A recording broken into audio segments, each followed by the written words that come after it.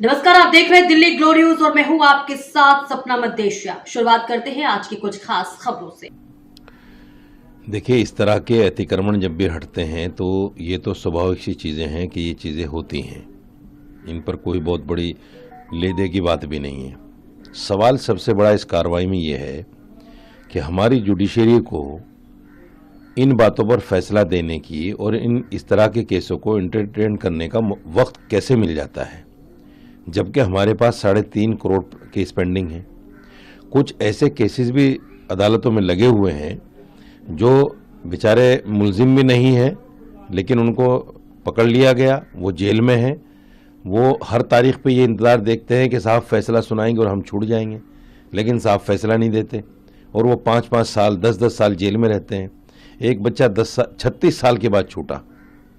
ये हमारी जुडिशरी की जो कोताही है, इस पर कभी कोई बात नहीं करता। ये बहुत बड़ा सवाल है कि मस्जिदों के लिए वक्त क्यों मिल जाता है। दूसरी बात, इस मस्जिद के बराबर में ही थोड़ा सा आगे चल के रामलीला मैदान में ही मंदिर भी है, वहाँ भी इंक्रोचमेंट है, उस पर कोई कार्रवाई नहीं है।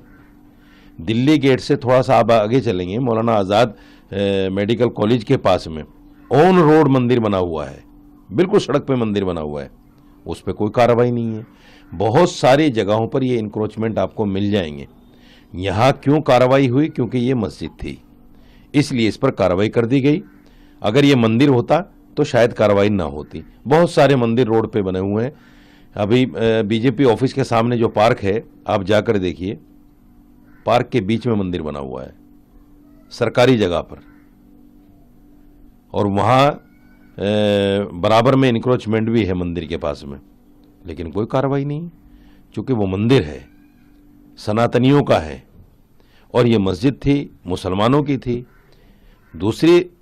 तीसरी और आखिरी बात यह है कि यहाँ जो इंक्रोचमेंट के नाम पर जिसको तोड़ा गया, वो जगह किसी अनऑथराइज काम के लिए नहीं थी। वहाँ गरीब बच्चियों की शादियाँ होती थी, वहाँ डायलिसिस सेंटर था।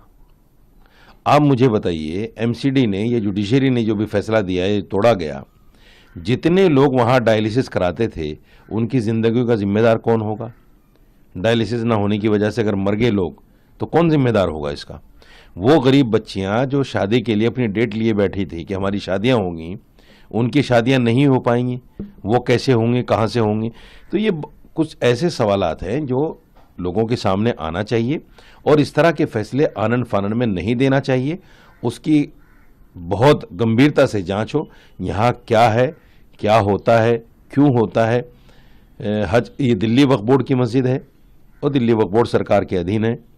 यहाँ से हज कमेटी की कार्रवाइयाँ भी होती थी। जो लोग हज पे जाते थे हज सीज़न में, यहाँ बाकायदा टेंट लगते थे और लोगों को बताया जाता था हज कैसे होता है।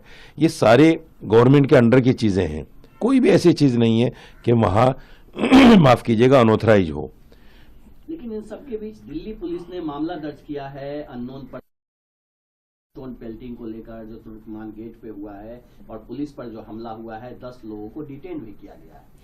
नहीं, देखिए, जो पत्थरबाजी होती है या हुई है, मैं उसकी निंदा करता हूँ, नहीं होनी चाहिए, क्योंकि ऑर्डर तो बहरहाल जुडिशरी का है, कोर्ट का है, तो उस कोर्ट के ऑर्डर को देखते हुए इस तरह की चीज़ें नहीं होनी चाहिए। समझना चाहिए कार्रवाई क्यों हो रही है। लेकिन जो मैंने सवाल उठाए हैं वो भी तथ्यात्मक हैं, उस पर भी जुडिशरी को भी सोचना चाहिए और पुलिस को भी सोचना चाहिए कि ये कार्रवाई सिर्फ मुसलमान देखकर या मस्जिद देखकर क्यों की जाती है।